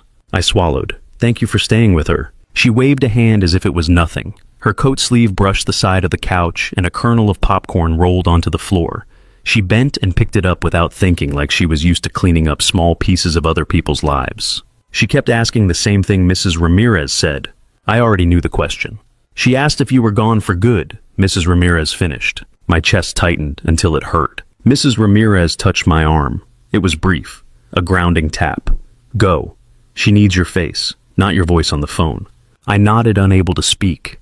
I moved down the hall steps, quiet on the worn carpet. The apartment felt smaller with every foot closer to Lily's room, like the walls leaned inward to listen. Her door was mostly closed. I pushed it open with 2 fingers. The room was dim lit by a small nightlight shaped like a star. Lily's bed was a soft lump under the blanket. Peanut lay under her chin, pressed close as if he could keep her steady. Her hair spilled across the pillow, slightly damp from her bath. I stood in the doorway for a beat, watching her breathe. Her eyelashes were dark against her cheeks. In sleep, she looked younger, like the 5-year-old who used to crawl into my lap and fall asleep while I read emails with one hand. I stepped inside and pulled the door until it was almost shut, leaving the crack she liked. A thin strip of hallway light cut across the floor. The bed creaked slightly as I sat on the edge. Lily stirred, her brow furrowed. Her hand moved across the sheet as if searching for something. I leaned forward. Hey, I whispered. Her eyes fluttered open. For a second they were unfocused, filled with sleep and leftover fear. Then they landed on me. Daddy, she said, and her voice was thick. You came back. Something in my chest loosened so suddenly it felt like pain. I came back, I said. I kept my voice soft and steady, like it could build a wall between her and the dream. I always come back. Lily blinked hard, once, then reached for me. Her fingers were cold. They wrapped around my wrist tight. Promise, she whispered. I slid my hand into hers, palm to palm. Not a pinky this time. Full contact. A promise she could feel. I promise, I said. Her grip tightened, then eased. She stared at my face like she was trying to memorize it in case the dream returned. Mrs. Ramirez said you were at a party, she murmured. I was, I said. Did you have fun? The question was so blunt it almost made me laugh. Almost. It was loud, I said, and the food was tiny. Lily's mouth twitched. A small smile tried to form, cautious. Did you eat enough? No, I admitted. She nodded as if that made sense. Grown-up parties are weird. They are, I said. Her eyes drifted toward the crack of hallway light, then back to me. When you were gone, I thought... She stopped. Her mouth pressed together like the rest of the sentence tasted bad. I waited. I thought you would disappear, she said finally, like Mom. The sentence landed quietly, but it carried weight. The room felt colder for a second. I leaned closer. Hey, I said, and my voice caught at the edge. I cleared my throat. You did not do anything wrong. You did not make me go away. Lily stared at me. I know. I shook my head gently. Sometimes you know things in your head, and your heart still gets scared. Her eyes filled a little. She blinked fast. Your heart got scared, I said. Mine did too. Lily's grip on my hand tightened again, like she needed the second half of that sentence. I kept my voice even. I am here. She swallowed. Are you going to leave again? I could have said no. I could have promised the impossible. Instead, I held her hand and chose the truest thing I could give her. I am going to be home more, I said. Lily's eyes narrowed slightly. She was listening for tricks. How, she asked? You always say work. I hesitated. The card Vivian had given me was in my jacket pocket. I could feel its sharp edge when I moved. I got offered a different arrangement, I said carefully. It means I can do my work from home a lot of the time. Lily stared at me like she had to translate it into kid language. You mean you will be here when I get off the bus, she said. Yes, I said. Most days. Her eyebrows lifted, like really, really? Like really, I said. Lily's mouth opened then shut. She looked down at Peanut as if Peanut could confirm it. Then she looked back at me, eyes wide, suddenly more awake. But you still have to work, she said, suspicious. I do, I admitted.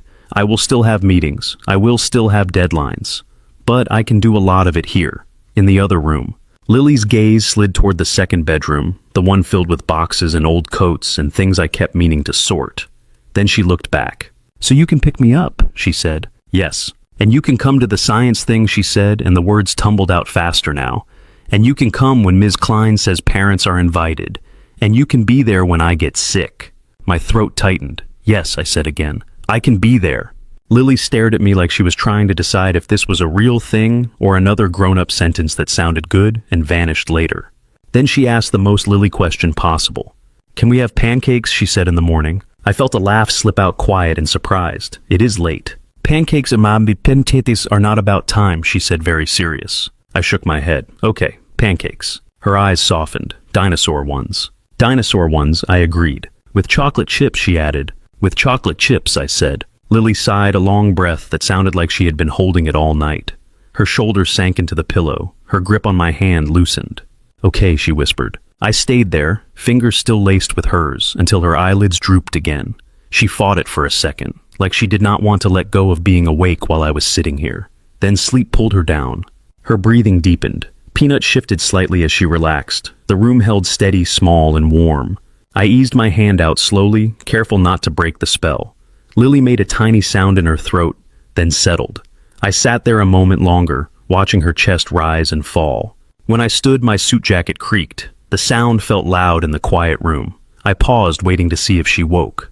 She did not. I left the door cracked the way she liked and walked back down the hall. My body felt heavy now, the adrenaline draining out and leaving exhaustion in its place. Mrs. Ramirez was still in the living room, folding her scarf neatly, even though no one would see it. "She asleep?" I whispered. "She is," Mrs. Ramirez replied. "For now." I nodded. She looked at me and her gaze sharpened. "You talked to her?" "Yes." Mrs. Ramirez held my eyes. "She believes you." I swallowed. "I hope so." Mrs. Ramirez stepped toward the door, picking up her tote bag. "Make the pancakes," she said, like an instruction and a blessing at the same time. "I will," I said. At the threshold she paused. Her eyes flicked to my suit, my tie, the way my shoulders still held tension like a habit.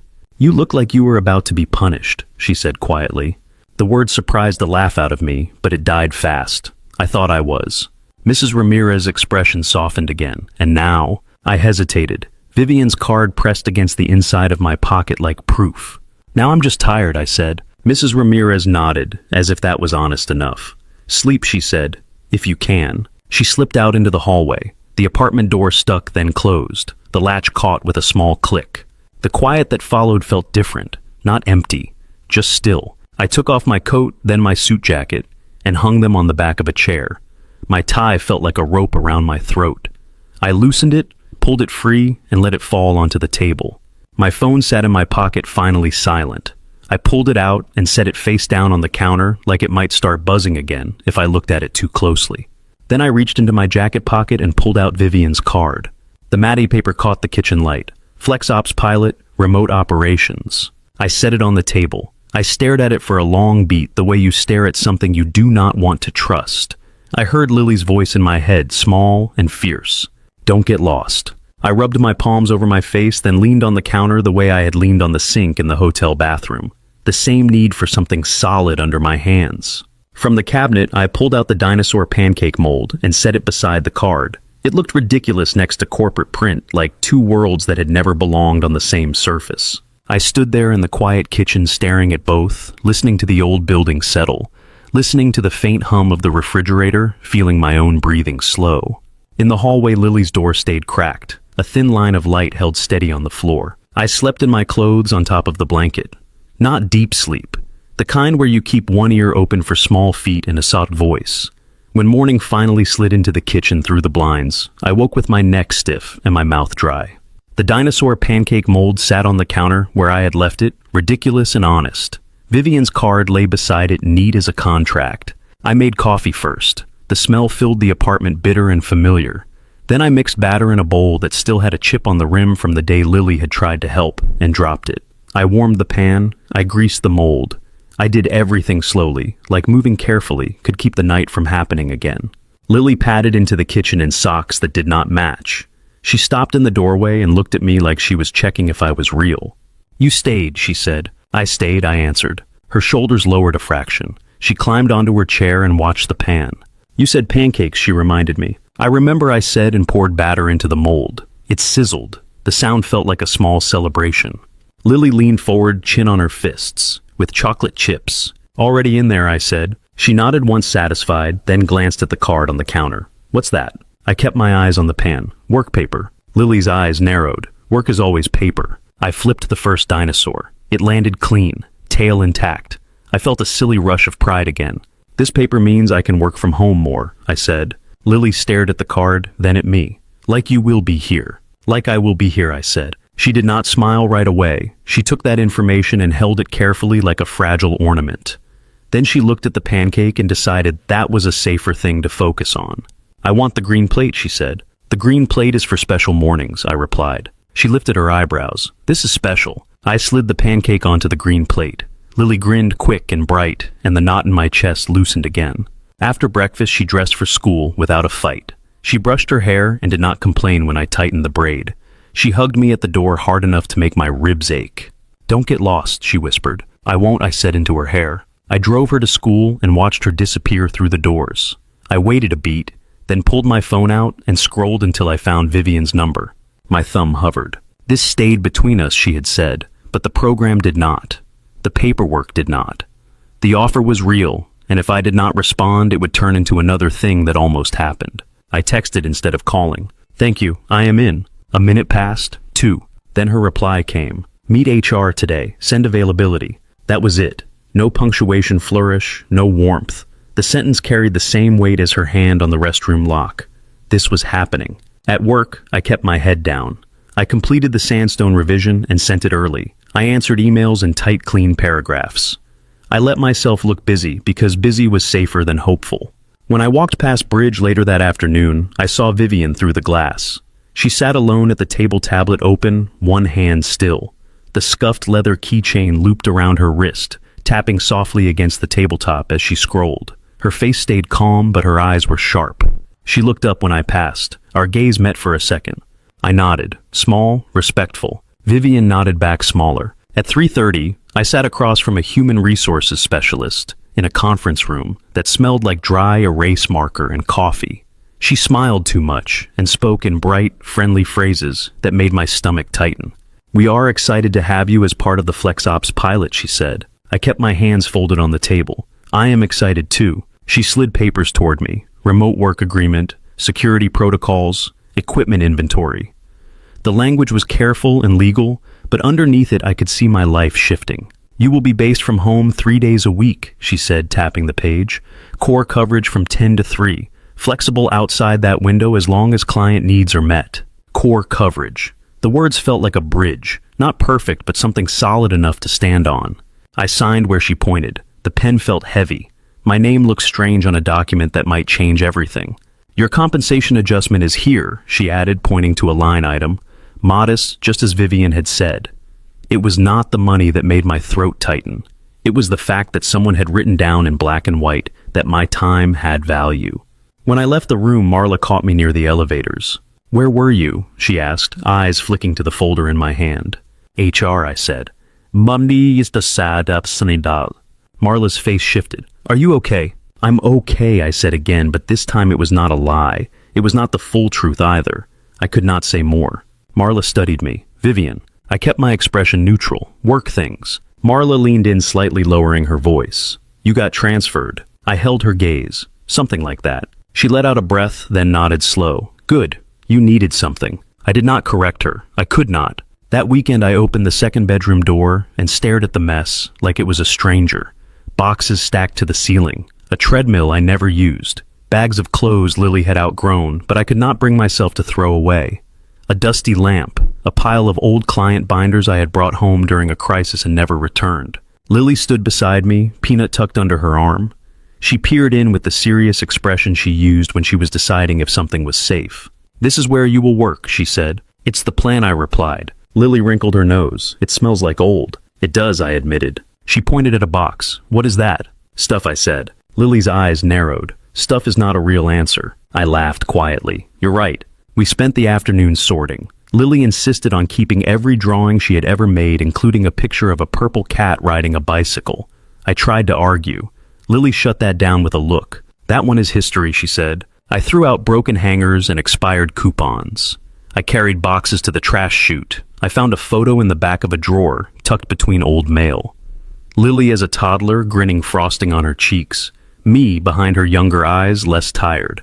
I stared at it too long. Lily noticed. "You look different," she said. "So do you," I answered. She climbed onto the windowsill and watched snow drift down in slow flakes. "Will you still wear a suit?" she asked. "Not at home," I said. "Good," Lily replied. "Suits are for pretending." I did not correct her. I just kept clearing space. By Monday, the room looked like a room again. A small desk by the window, a chair that did not squeak, a lamp with a warm bulb. The company shipped a monitor and a headset in a box that made Lily gasp like it was a present. "This is fancy," she said, running her hand over the cardboard. "It's work," I told her. She grinned. "Work can be fancy." That evening, Lily taped 3 of her drawings to the wall above my desk without asking. She added a string of small fairy lights she found in a box labeled Christmas and insisted it was necessary. "It needs personality," she declared. Then she placed a tiny cactus on the corner of the desk pot painted blue. "It is hard to kill," she said solemn, "even for you." I laughed, startled by how much that sentence sounded like hope. The pilot launched with 5 people. I knew 2 of them well. The other 3 were names I recognized from email threads and late-night escalations. On the first morning, I sat at my desk in my apartment headset on the fairy lights, still unlit, because it was daylight, the cactus sitting like a small sentry. I clicked into the call early. One by one, faces appeared in little rectangles. A man in a hoodie, a woman with a baby monitor visible behind her, another person in a spare room with a pile of laundry in the corner, eyes tired trying to look professional anyway. "Morning," I said. A chorus of mornings came back uneven, a little awkward. I took a breath and kept my voice calm. "This is not a test.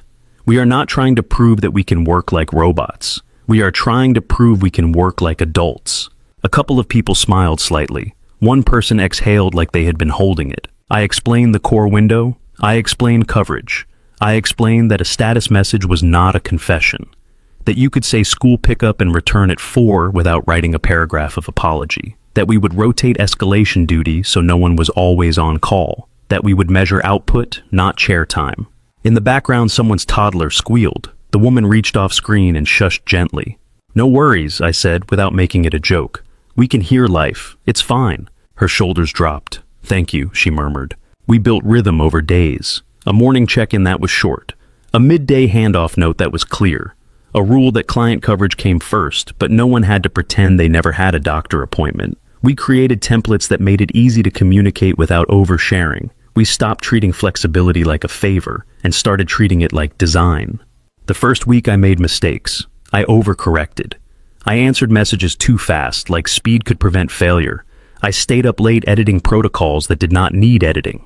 On Friday night, Lily found me at my desk with my shoulders tight. "Daddy," she said, standing in the doorway, pajamas rumpled. "Your face is doing the thing." "What thing?" I asked, forcing a smile.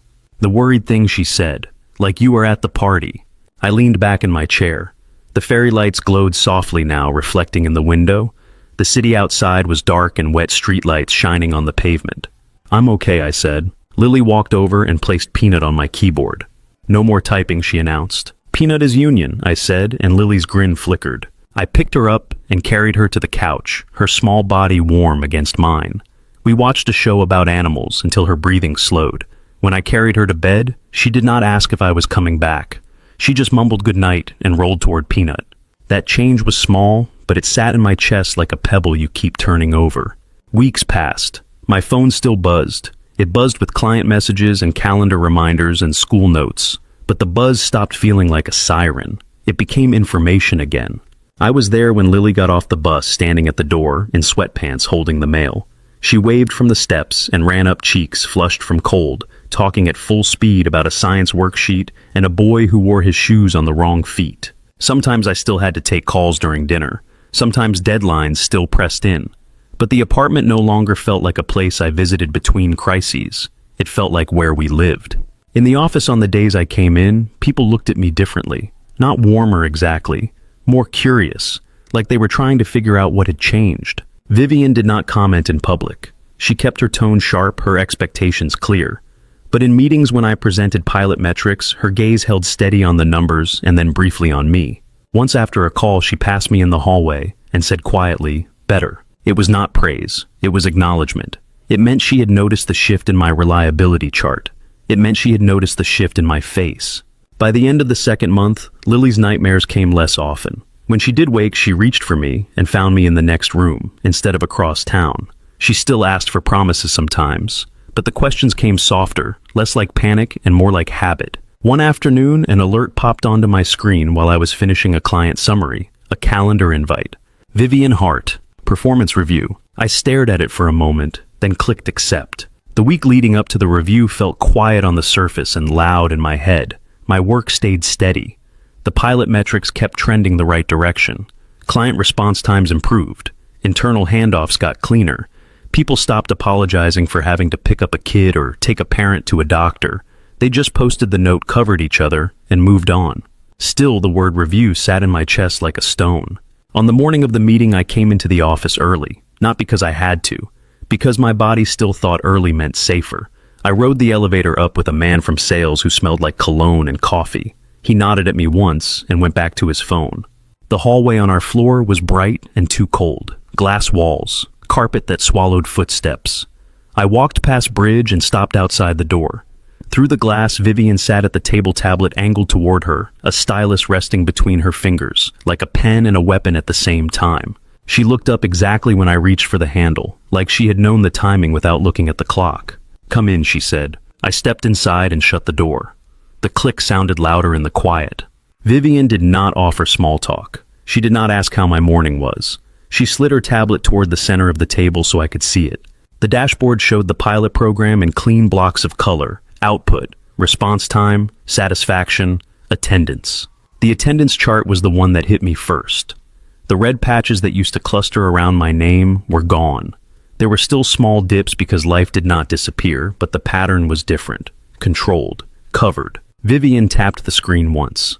"These are the results." I nodded. The team did the work. Vivian's eyes stayed on mine. "Leadership is work." I swallowed. "Thank you." Her gaze sharpened slightly, but she let it pass this time. Maybe because she was looking at numbers that made it hard to argue with gratitude. "The board reviewed the pilot," she said. "They were impressed." My stomach tightened, then loosened. "Okay." Vivian leaned back a fraction. "Upper management wants to expand it." I heard my own breath. Quiet, measured, like the room demanded it. "They asked for a plan," Vivian continued. "They asked why it worked." I kept my voice calm. "Because the expectations are clear. Because the coverage is designed. People are not guessing what will get them punished." Vivian nodded once. "Yes." She paused, then added, "They also asked who built it." My throat went dry. "You did." Vivian's mouth pressed into a line. "I sponsored it. You built it." The sentence landed heavier than praise. It sounded like a responsibility being handed over with both hands. I nodded. "I understand." Vivian's eyes flicked down to her tablet, then back up. "Your performance has been exceptional." I forced myself not to flinch. The old part of me waited for the other half, the but. Vivian did not give it. I let my shoulders drop a little. "I'm glad it's working." Vivian held my gaze for a beat. Then so quietly it almost sounded accidental, she asked, "How is your daughter?" It was not phrased like a data point. It was not phrased like a checklist. It was a plain question placed carefully between us. I felt my face soften before I could stop it. "She's better," I said. "She joined the science club, and she hasn't had a nightmare in over a month." Vivian's eyes stayed steady. The muscles in her jaw loosened slightly. "Good," she said. That single word carried more weight than a paragraph. I stood, but Vivian raised a hand, not stopping me, just holding the moment. "The company is hosting a family day," she said. "Grant Park, next month." I waited. "It would be good to have representation from FlexOps," Vivian added. The sentence sounded professional. The subtext sat underneath it, quiet and clear. She was extending a line across the distance she usually kept. "We'll be there," I said. Vivian nodded once, and the meeting ended the way her meetings always ended. Clean, final, no wasted motion. As I walked back to my desk, my phone buzzed in my pocket. I stopped automatically, body tightening out of habit. Then I pulled it out and looked. A message from Ms. Klein. "Lily did great in group work today." She smiled a lot. I exhaled. The buzz was just information. It did not feel like a siren anymore. On the morning of the family day, the city looked like it had finally decided to be kind. Sunlight hit the lake and turned it into scattered silver. The air still carried a hint of cold, but it was the kind that woke you up instead of cutting you down. Lily bounced in the back seat as we drove, ponytail swinging. Peanut sat in her lap, buckled in by her insistence. "Do you think there will be games?" she asked. There are always games, I said. Do you think there will be face paint? She pressed eyes wide. Probably, I answered. Lily looked out the window at the buildings sliding by. Do you think your boss will be there? Ms. Hart, I said automatically. Lily smirked. You said her name is Vivian. I felt heat rise in my neck. At work, it's Ms. Hart. Lily's smile went sly. This is not work. I did not answer. I parked near the edge of the park and took her hand as we walked toward the crowd. Grant Park was full of people who looked like they belonged to a company and a weekend at the same time. Folding tables, a banner with the lakefront logo, coolers filled with drinks, the smell of grilled food drifting on the wind, kids running with juice boxes, their laughter sharp and bright. Lily stayed close to my side at first. Her fingers curled around mine, small and firm. Her eyes scanned the crowd, taking in strangers' voices' movement. Her shoulders stayed lifted, ready to retreat. It's okay, I said quietly. She nodded without looking at me. Then she saw it. A face-painting station near a line of balloons. A little boy walked away with a spider on his cheek, grinning like he had been given superpowers. Lily's grip tightened. Can I? She asked, and the word came out like a plea. Please. Of course, I said. Her whole body shifted. She pulled me forward with sudden confidence, the way kids do when they want something simple and wonderful. We joined the line. Lily rocked on her heels, watching the paintbrush move across faces. Do you want a dinosaur? I asked. Yes, she said immediately, but not a baby dinosaur, a real one. Like a T-Rex, I offered. Lily nodded, with teeth. As we waited, I felt a presence beside us, not close enough to touch, close enough to change the air. I turned. Vivian stood there in jeans and a blue blouse, sleeves rolled up slightly. No blazer, no tablet, no glass walls. Her hair was still pulled back, but looser, as if she had allowed a single strand to live. For a second, my brain struggled to place her in sunlight. Ms. Hart, I said, then caught myself. Vivian. Her eyes flicked to Lily, then back to me. Ethan, she said. Not cold, not warm, just precise. Lily stared at her, with open curiosity, the way she looked at people when she was deciding if they were safe. Vivian angled her body, slightly lowering herself to Lily's level, without crouching. A small gesture, but deliberate. And you are, Vivian said. Lily replied. Vivian nodded once. Nice to meet you, Lily. Lily kept staring. Then she said, blunt as only a kid could be, You're pretty. My face went hot. Lily. Vivian's mouth moved almost into a smile. Almost. Thank you, she said, and the words sounded slightly unfamiliar on her tongue. Lily kept going, fearless. Daddy said you were scary. I made a sound that was half laugh and half choke. I did not say that. Lily looked up at me. Deep at the eyebrows raised. You did. Vivian's eyes shifted to mine. The look was calm. It also carried a question. I tried to recover. I said she's a strong leader. Lily squinted. That's the same thing. Vivian's mouth curved quick and small, then disappeared. Your father, she said to Lily, does good work. Lily considered that. He makes dinosaur pancakes. Vivian's gaze stayed steady. That is also important, she said. Lily nodded like she had won an argument. The face painter called Lily's name. Lily stepped forward, then hesitated for half a second. Her eyes flicked to me, a silent check. I'm right here, I said. She sat in the chair and held still with fierce determination as the paintbrush touched her cheek. Green scales, white teeth, a dark eye. Lily's hands gripped the armrests as if bravery required muscle. Vivian watched, expression unreadable, but her attention did not drift. She looked like a person who rarely allowed herself to simply stand and observe something innocent. When Lily hopped down, she ran to me and tilted her face up. Look, she demanded. It's perfect, I said, and I meant it. Lily beamed, then looked at Vivian again. See, she said, not scary. Vivian's eyes held mine for a second.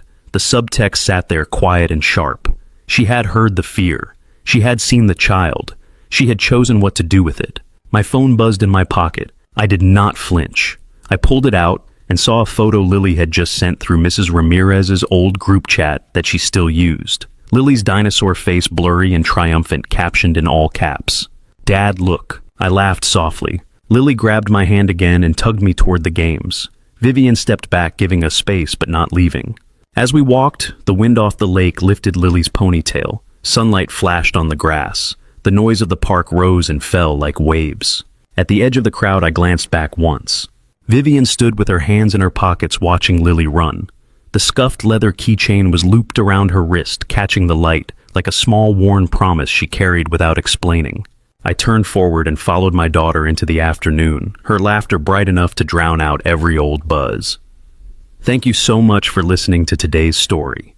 If this story resonated with you or made you reflect, I'd love to hear your thoughts, so feel free to share them in the comments below. And don't forget to like, subscribe, and hit the notification bell so you won't miss the next story.